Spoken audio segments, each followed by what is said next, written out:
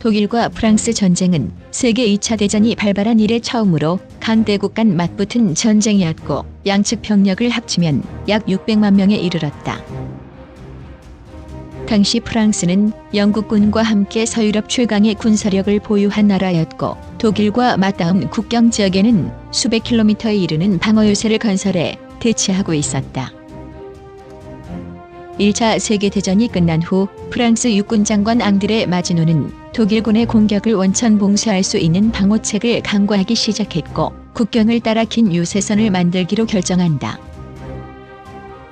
1927년 공사에 착수하기 시작해 공사 기간만 10년이 걸렸고 길이는 750km에 달했으며 총 공사비는 160억 프랑이나 들었다. 이렇게 구축한 요새는 육군 장관 마지노의 이름을 붙여서 마지노 요새라 부르게 된다. 당대 최고의 축성 기술을 총동원한 마지노 요새는 지하철 도로망까지 연결돼 있을 정도로 근대적 요새였다. 게다가 지하 벙커 형태로 건설했기 때문에 적의 시선에서는 콘크리트로 된 설치물만 보일 뿐이었다. 안에는 대포와 기관총이 배치돼 있어 독일군의 어떠한 공격 형태도 막아낼 수 있는 난공불락의 요새였다. 한편 독일은 소련과 핀란드 전쟁이 발발하기 전인 1939년 10월부터 이미 프랑스 침공 작전을 준비하고 있었다. 1차 세계대전 당시 독일군은 프랑스 측면을 공격하는 슐리펜 계획을 세웠지만 보병 중심의 주력군이 신속하게 기동하지 못하면서 작전은 실패하고 말았다. 20년 후 독일이 다시 프랑스를 침공할 기회가 찾아왔지만 이번에도 독일군에게 주어진 선택권은 매우 제한적이었다. 프랑스 국경에는 철통 같은 마지노 요새가 지키고 있었고 그리로 쳐들어간다는 것은 자살행위나 다름없었기 때문이다. 벨기에 북부 말고는 프랑스로 들어갈 길이 없었던 것이다. 어쩔 수 없이 독일군은 슐리펜 계획과 거의 유사한 작전인 황색 작전을 준비한다.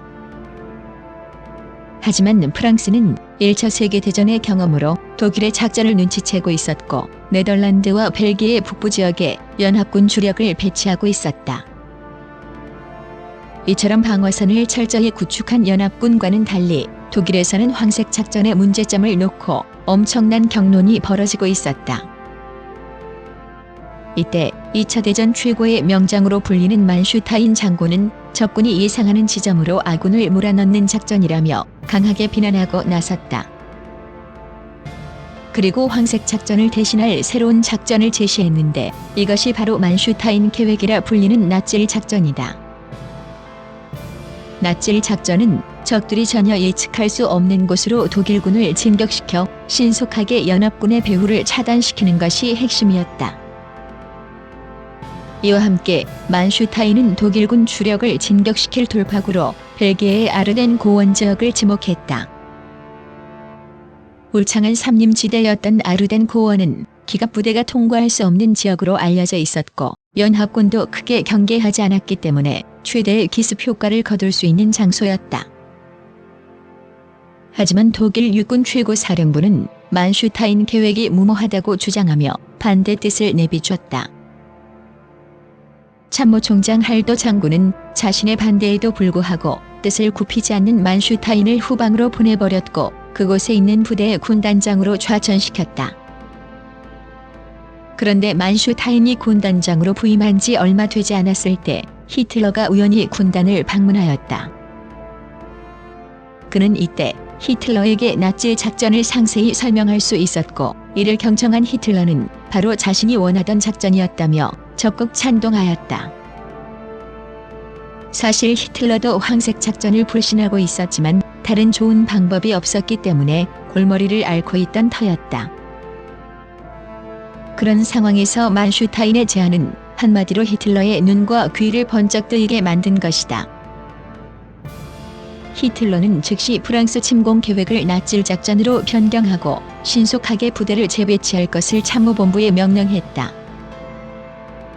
갑작스런 총통의 지시를 받은 참모본부는 결국 만슈타인의 계획을 보완하여 프랑스 침공 작전을 재수립했다. 히틀러의 이러한 결정에는 구데리안 장군의 의견이 크게 작용했다고 한다.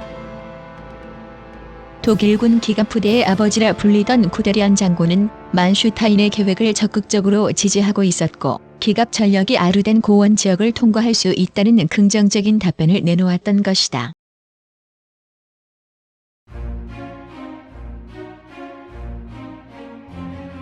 (1940년 5월 10일) 마침내 독일이 프랑스 침공을 개시한다. 당시 독일군에 편제되어 있던 157개 사단 중 136개 사단이 프랑스 침공에 투입됐으며 한마디로 독일의 운명을 건 전쟁이었다. 독일군은 병력을 3개의 집단군으로 나누었는데 각각의 임무가 달랐다. B집단군은 네덜란드와 벨기에를 통과해 프랑스로 쇄도하는 역할이었고 A집단군은 아르덴 삼림지대를 그리고 C집단군은 남부의 마지노선에서 프랑스군을 견제하기로 했다. 당초 계획은 B집단군이 주력이었으나 나치 작전으로 변경되면서 A집단군이 주력이 됐고 기갑부대를 비롯한 모든 예비대가 아르덴 고원으로 향했다. A집단군에는 총 45개 사단이 증강 편성됐고 독일의 10개 기갑 사단 중 7개 사단이 집결해 기갑 집단을 창설했다. B집단군은 주력에서 조력으로 임무가 변경되기는 했지만 나치 작전에서 이들의 역할은 상당히 중요했다. 연합군의 주력이라 할 수 있는 프랑스 제1집단군이 자신들을 독일군 주력으로 착각하도록 유도하는 미끼 역할을 맡았기 때문이다. 전쟁이 시작되자 B집단군이 먼저 네덜란드와 벨기에로 움직였고 정찰병의 보고를 받은 연합군 지휘관들은 자신들이 예상한 대로 독일군이 움직이는 것으로 착각하게 된다. 당시 연합군 총지휘관을 맡은 가멜랭 장군은 B집단군이 독일군 주력임을 확신하고 있었고 프랑스 제1집단군을 동원해 추격을 명령했다. 연합군 주력이었던 프랑스 제1집단군 150만 병력이 국경을 넘어 벨기에로 향하자 프랑스 후방은 고스란히 노출되고 말았다. 그 사이 아르덴 숲속에서는 독일군의 대규모 기갑부대가 은밀히 기동 중이었고 서서히 프랑스 국경이 가까워지고 있었다. 산악지대의 좁은 통로는 우회로가 없었기 때문에 연합군이 출구를 봉쇄했다면 독일군 주력을 아주 쉽게 방어할 수 있었다. 그러나 프랑스군의 시선은 아르덴에서 아득히 멀어져 있었고 오로지 독일군의 주력이라 판단한 B집단군만 바라보고 있었다. 5월 11일 마침내 롬멜 장군이 이끄는 독일 제7기갑 사단이 아르덴 고원을 빠져나와 모습을 드러냈지만 여전히 가멜랭은 어디가 독일의 주력인지 알아차리지 못했다. 프랑스 제1집단군이 벨기에로 전진하면서 후방의 예비군으로 남아있던 이 선급 부대들은 독일 기갑부대를 보자마자 주랭랑을 쳤다고 한다. 5월 15일 수당을 돌파한 독일 A집단군은 놀랄만한 속도로 영불 해협을 향해 달렸고 20일이 되었을 때 영불 해협에 다다르게 된다.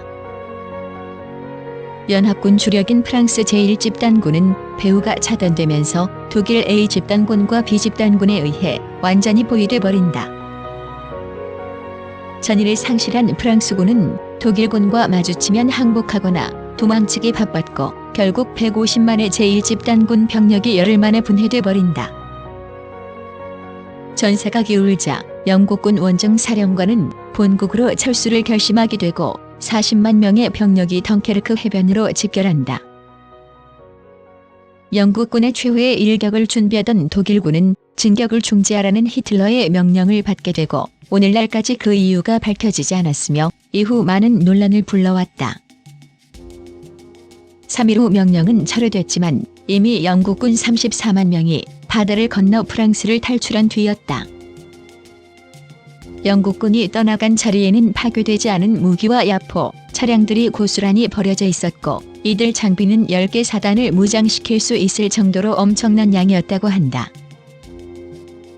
프랑스 주력이 와해되고 있는 사이 마지노 요새에는 여전히 100만에 이르는 프랑스군이 머물고 있었다.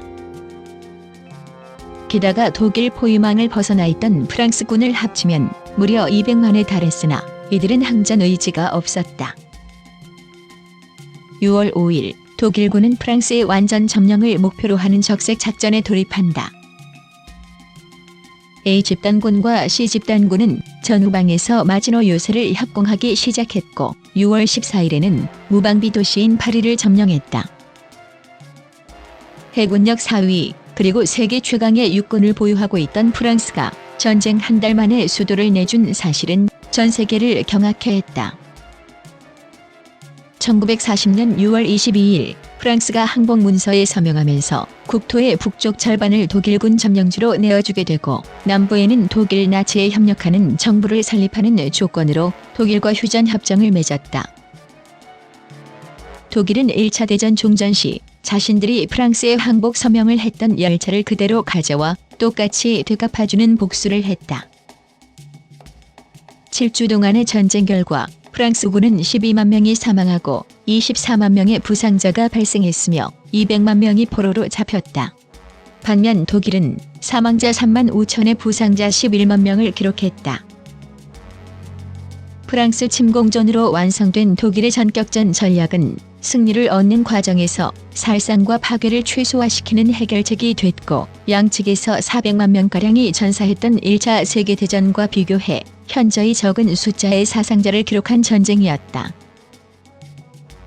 연합군과 프랑스의 패망을 초래한 카밀랭 장군은 독일군에 잡혀 수용소에 투옥되고 훗날 역사상 가장 무능한 지휘관이라는 오명이 따라다니게 된다. 프랑스를 너무나 쉽게 점령해버린 독일군은 더 이상 전쟁을 망설이지 않았고 곧 세계 역사의 가장 중요한 전쟁이 될 영국 원정을 준비하게 된다.